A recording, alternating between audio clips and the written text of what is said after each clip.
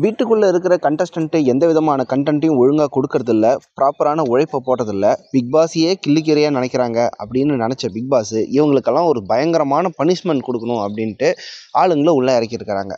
ஆனால் அந்த ஆளுங்க ஏற்கனவே இவங்கள விட சுத்தமாக கண்டென்ட் கொடுக்க தெரியாமல் மக்களாலேயே நிராகரிக்கப்பட்டு நீங்கள் வெளியே வந்துருங்கப்பா, உள்ளே இருக்கவே தேவையில்ல, அந்த கண்டென்ட்டு நீங்கள் எதுவுமே கொடுக்கறதில்ல, நிராகரிக்கப்பட்டவங்கள வந்து திருப்பி உள்ளே அமிச்சா புதுசாக மட்டும் கண்டென்ட் கிடச்சிருமா?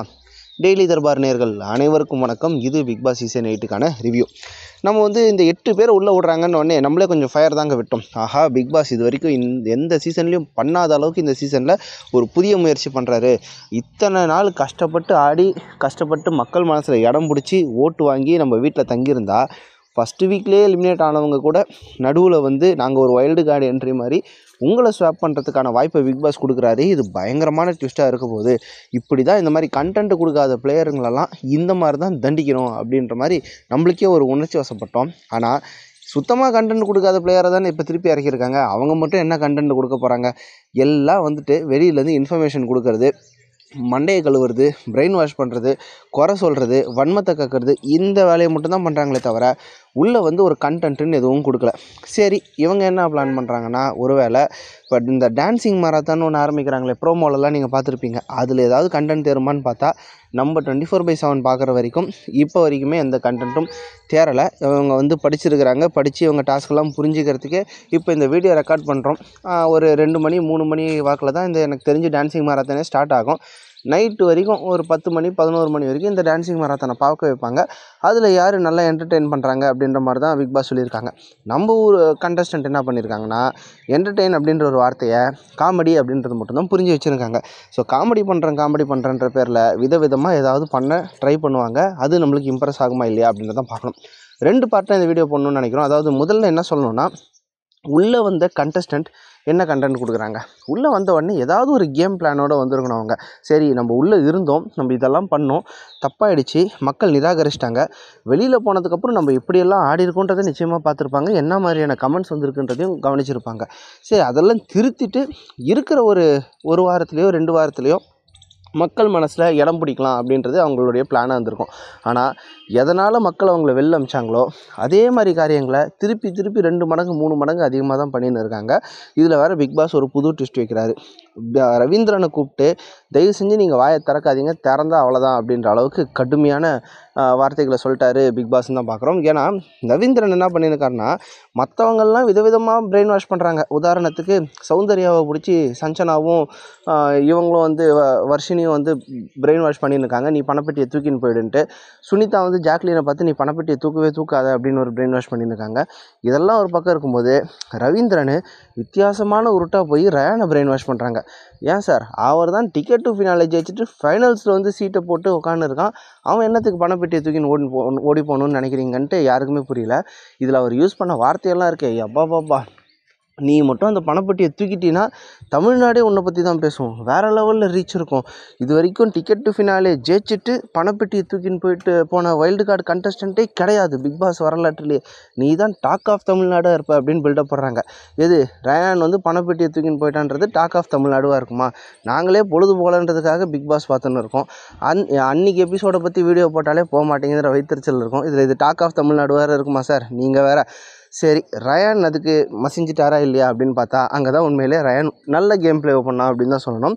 காரணம், எல்லாத்தையும் பொறுமையாக கேட்டுட்டு அண்ணனுக்கு ஒரு ஊத்தாப்போம் அப்படின்னு சொல்கிற மாதிரி இல்லை சார், எனக்கு தெரிஞ்சு ஆல்ரெடி வைல்டு கார்டில் ஜெயிச்சு டிக்கெட் டு ஃபினாலேயில் ஜெயிச்சு பணப்பெட்டி எடுத்துன்னு போனவங்க இருக்கிறாங்க அப்படின்ற மாதிரி சிம்பிளாக ஒரு பதிலில் முடிச்சாச்சு. இல்லைப்பா நீ எடுத்துக்கோப்பா அப்படின்லாம் சொன்னாங்க.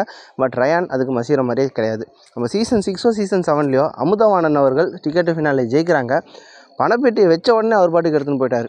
இது வந்து அப்போ உண்மையிலே எல்லாருக்கும் அதிர்ச்சியாக இருந்துச்சு. அப்பயும் அது டாக் ஆஃப் த டவுனாக இல்லை. பாதி பேருக்கு வந்து அமுதவாணன் பிக் பாஸில் கலந்துக்கினாரா இல்லையான்றதே நிறைய பேர் மறந்துட்டு இருப்பாங்க. அந்த நிலமையில தான் பிக் பாஸ் இருக்குதுன்னு வச்சுக்கோங்க. பட் ரயான் வந்து கஷ்டப்பட்டு டாஸ்க்லெல்லாம் ஜெயிச்சு இந்த டிக்கெட் டு ஃபினாலில் உட்காந்து இருக்கும்போது பணப்பெட்டியை நீ எடுத்துன்னு போப்பா அப்படின்னு சொல்கிறதே வந்து அப்பட்டமான பிரெயின் வாஷிங் விஷயம் அப்படின்னு தான் தெரியுது. இதில் ஏதோ பெரிய ட்விஸ்ட் அண்ட் டர்ன்ஸ் வர மாதிரியும் தமிழகமே இவங்களை வந்து போற்றி பாதுகாக்கிற மாதிரியும் வந்து இவர் பில்டப் போடுறதெல்லாம் கொஞ்சம் டூ மச் தான். ஆனால் ரயான் தன்னுடைய கேம் பிளேயில் கடைசி சில நாட்கள் எவ்வளோ ஸ்கோர் பண்ண முடியுமோ அவ்வளோ ஸ்கோர் பண்ணின்னு இருக்கான். இது வந்து தெரிஞ்ச பிக் பாஸ் வந்து ரவீந்திரன் அவர்களை கன்ஃபெஷன் ரூமுக்கு கூப்பிட்றாங்க. உடனே எல்லாரும் அப்படியே கைத்தட்டி ஆஹா ஓஹோன்னு ஜாலியாக ஆகிறாங்க. இவங்கெல்லாம் என்ன நினச்சிருக்காங்கன்னா, பிக் பாஸ் ரவீந்திரனை கூப்பிட்டு ஏதோ ஒரு டாஸ்க் லெட்டரை கொடுத்து இந்த டாஸ்க்கு போய் படின்னு சொல்லுவாங்கன்னு நினச்சிருந்துருக்காங்க போல். எல்லோரும் வந்து ஆஹா டாஸ்க் வரப்போது நம்ம பெர்ஃபார்மன்ஸை பண்ணணும்னு ஆர்வமாக இருந்திருக்காங்க.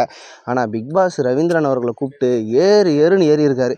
எப்போ நான் உங்களை உள்ளே அனுப்பிச்சா நீ வெளில நடக்கிறதெல்லாம் சொல்கிறதுக்கு தான் உங்களை உள்ளே அனுப்புகிறானா? உங்களுடைய கேம் ஏதாவது ஆடுங்கன்னு சொன்னால் பிரெயின் வாஷ் பண்ணுறது தான் உங்கள் கேமா அப்படின்னு கேட்டிருக்காரு. அதுக்கும் வந்து பார்த்திங்கன்னா ரவீந்திரன் அவர்கள் நல்ல தரமாக முட்டு கொடுத்தாரு. இல்லை பிக் பாஸ், நான் என்னுடைய ஒப்பீனியனை தான் சொல்கிறேன், நான் யாருடைய ஒப்பீனியனுக்குள்ளேயோ இல்லை வெளில இருக்கிற நியூஸையோ வந்து சொல்லலை அப்படின்னு சமாளிக்க பார்த்தாரு. ஆனாலும் பிக் பாஸ் விடாமல் உங்கள் ஒப்பீனியனாக இருந்தால் உங்களுக்குள்ளேயே வச்சுக்கோங்க, அதை வந்து மற்றவங்க மேலெல்லாம் திணிச்சு நிற்கிறத என்னால் பொறுத்து நிற்க முடியாது அப்படின்னோடனே ரவீந்திரன் கொஞ்சம் ஆடி போயிட்டார். இல்லை Bigg Boss, sorry Bigg Boss அப்படி இப்படின்னு பேசியிருந்தார். அண்டு பிக் பாஸ் இன்னொரு முக்கியமான விஷயத்த ரவீந்திரன் கிட்ட சொல்லியிருக்காரு. 2 வாரம் நீங்கள் வீட்டில் இருக்க போகிறீங்க, அந்த 2 வாரமும் ப்ராப்பராக மக்கள் மனசில் இடம் பிடிக்கிறதுக்கான வழியை பாருங்கன்ற மாதிரி சில கருத்துக்களை சொன்னார். எனக்கு அதுதான் ரொம்ப ஷாக் ஆகிடுச்சு. ஏன்பா இன்னும் 2 வாரம் இவங்க இருக்க போகிறாங்களா? நான் நினச்சிருந்தேன் பிக் பாஸே இன்னும் 2 வாரத்தில் முடிய போகுதுன்ட்டு. இன்னும் 2 வாரத்தில் இவங்களை வச்சு என்ன தான் பிளான் பண்ணுறாங்கன்னு தெரில. ஏன்னா புதுசாக கண்டஸ்டன்ட்டு இப்போ வந்துருக்குறாங்க, ஸ்வாப் பண்ண போகிறாங்கன்னே வச்சுப்போம். 2 வாரம் தான் அப்படின்ட்டு ரவீந்திரன் கிட்ட ஸ்பெசிஃபிக்காக சொல்ல வேண்டிய அவசியம் கிடையாது. ஏன்னா அப்போ ரவீந்திரன் வந்து அந்த ஸ்வாப் பண்ண போகிற கண்டஸ்டன்ட்டில் ஃபிக்ஸ்டா அப்படின்ற ஒரு கேள்வி வரும். அது இல்லை அப்படின்னும் போது இவங்க ஸ்வாப் நடக்குமா நடக்காதான்னு தெரிஞ்சுக்கிறதுக்கே நம்ம 2 வாரம் வெயிட் பண்ண வேண்டியிருக்கும். ஸோ இந்த 2 வாரமும் இவங்களை வச்சுன்னுக்கிற மாதிரி ஐடியா இருந்தால் உண்மையிலே ஸ்வாப் நடக்குதா இல்லையா அப்படின்றதையும் மக்களுக்கு பிக் பாஸ் வந்து தெளிவுபடுத்தணும். ஏன்னா இத்தனை நாள் ஒருத்தங்க வந்து ஆடிட்டு ஜஸ்ட் லைக் தட் ஸ்வாப் பண்ணுறது அப்படின்றதே அன்ஃபேர் அப்படின்ற கருத்து நிறைய பேர்கிட்ட இருக்குது. இது போதாதுன்ட்டு இவங்களை இத்தனை நாள் வச்சுட்டு உள்ளே இருக்கிறவனுடைய கேமையும் வந்து கெடுத்து விடுற மாதிரி இவங்க பேசுகிறதெல்லாம் பிக் பாஸ் நிச்சயமாக வந்து அனுமதிக்கக்கூடாது.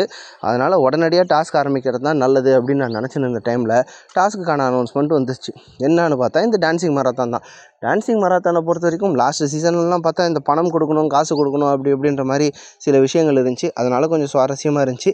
அதுலேயும் ஊழல் நடக்கிற அளவுக்கு போயிட்டு பிக் பாஸ் கடுப்பாயிட்டு லைட் ஆஃப் பண்ணது தான் மிச்சம். இந்த சீசனில் அந்த மாதிரி சொல்ல, யார் அதிகமாக என்டர்டெயின் பண்ணுறாங்களோ அவங்களுக்கு தான் அந்த வெற்றி வாய்ப்பு அப்படின்ற மாதிரி பிக் பாஸ் சொல்லியிருக்காரு. ஸோ என்டர்டெயின்மெண்ட் அப்படின்னும் போது இவங்கெல்லாம் காமெடியை கையில் எடுத்திருக்காங்க. ஏன்னா நிறைய பேருக்கு வந்து உள்ளே இருக்கிறவங்களுக்கு பல பேருக்கு டான்ஸுன்றது ஒழுங்காக ஆடுறதுக்கு தெரியாது. அது நம்ம ஒத்துக்கணும். அது பெரிய குத்தமும் இல்லைன்னு வச்சுக்கோங்க. பட் என்டர்டெயின்மெண்ட் அப்படின்னு வரும்போது பெர்ஃபார்மன்ஸ் பண்ணக்கூடிய வாய்ப்பு யார் யாருக்கு இருக்குன்னா, நான் வந்து நினைக்கிறது முத்துக்குமரன், தீபக், அருண். ஆக்சுவலாக முத்துக்குமரன் வந்து காமெடி சென்ஸு, டைமிங் சென்ஸுன்றது நிறையவே இருக்குது. மேடை பேச்சுகளில் நம்ம நிறையவே பார்த்துருக்கோம். ஆனால் அதை வீட்டுக்குள்ளே வந்து அதை தன்னுடைய நேச்சராக வந்து காமிக்காமல் மூளை செலவு பண்ணுறது மட்டும்தான் தன்னுடைய வேலையாக காமிச்சு தான் இது வரைக்கும் முத்துக்குமரன் கேம் ஆடி இருக்கா அப்படி. பட் முத்துக்குமரன் இந்த என்டர்டெய்னிங் கடைசியாக இருக்கிற ஒரு பிரம்மாஸ்திரத்தில் தன்னுடைய என்டர்டெய்னிங் ஃபேக்டர் வந்து பார்க்க முடியும். நம்ம ப்ரோமோலலாம் பார்க்கும்போது அவர் இந்த இதற்கு தானே ஆசைப்பட்டாய் பாலகுமாரா விஜய் சேதுபதி கெட்டப்பில் போட்டிருந்தார்.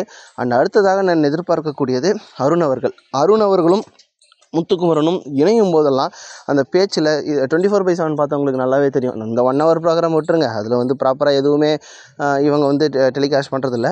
பட் 24/7 பார்க்கும்போது அருணும் முத்துக்குமரனும் பேசும்போது உண்மையிலே நிறைய இடத்துல ஜென்யூனாக சிரிப்பு வர மாதிரி ஒரு கவுண்டர், கேலி, கிண்டல்கள் எல்லாமே இருக்கும். ஸோ அதை அவங்க இந்த டான்ஸிங் மராத்தானில் பர்ஃபெக்டாக எக்ஸிக்யூட் பண்ணாங்கன்னா, அது ஒரு காம்போவாக எக்ஸிக்யூட் பண்ணாங்கன்னா நல்லாயிருக்கும். பட் வாரணமாயிரம் சூர்யா மாதிரி ஒரு கெட்டப்பில் இவங்க அருண் வந்து இருக்கிறாரு. இன்னொரு இடத்துல தான் தர்ஷா குப்தா கத்தீஜா அப்படின்னு பேர் வைக்கக்கூடாதுன்றதுக்கு பதிலாக பத்தீஜான்னு வச்சுருக்காங்க. ஏன்னா கத்தீஜான்னு பேர் வச்சுட்டா சமந்தா கூட டைரெக்டாக கம்பேர் பண்ணி ஆன்லைன் சமந்தா படை வந்து தர்ஷா குப்தா படையோடு மோத வேண்டியிருக்கும் அப்படின்றதால அதை அவாய்ட் பண்ணுறதுக்காக கத்தீஜா பேரை பத்தீஜான்னு மாற்றியிருக்கிறாங்க. இந்த மாதிரி பலரும் பலவிதமாக கெட்டப், குறிப்பாக சௌந்தர்யா வந்து த்ரிஷா கெட்டப்லாம் போட்டிருக்காங்க. ஸோ டான்ஸிங் மராத்தானுக்கு இந்நேரம் எல்லோரும் தயாராகி கொண்டிருக்கிறார்கள். 24/7 வந்து நீங்கள் பார்த்தீங்கன்னா அது எப்படி இவங்க வந்து ஒரு என்டர்டெய்னிங் ஃபேக்டரை கொண்டு வந்து மக்களை கவர போகிறாங்க. இந்த ஒரு டான்ஸிங் மேரத்தானை பொறுத்த வரைக்கும் இன்றைக்கி இல்லை நாளைக்கு நடக்கிற மேரத்தானை பொறுத்த வரைக்குமே இவங்க வெற்றியாளர் தீர்மானிக்க போகிறாங்களா இல்லையா அப்படின்றதையும் நாம் பொறுத்து தான் பார்க்க வேண்டும். இந்த டான்ஸிங் மேரத்தானில் யார் அதிகமாக இம்ப்ரெஸ் பண்ணக்கூடிய வாய்ப்பு இருக்குன்னு நீங்கள் நினைக்கிறீங்க அப்படின்றத கமெண்ட் பாக்ஸில் மென்ஷன் பண்ணுங்கள். மீண்டும் இன்னொரு வீடியோவில் சந்திப்போம். நன்றி.